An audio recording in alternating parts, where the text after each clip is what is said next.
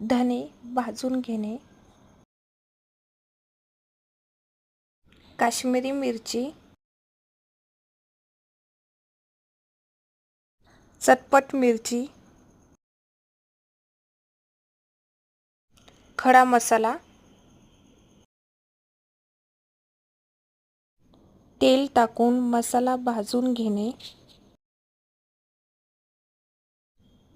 काश्मीरी मिरची थोडी भाजून घेणे, रसगुल्ला मिरची भाजून घेणे, खोबरं असं तेल टाकून लालसर भाजून घेणे, हळकुंड पण तळून घेणे, हिंग तळून घेणे,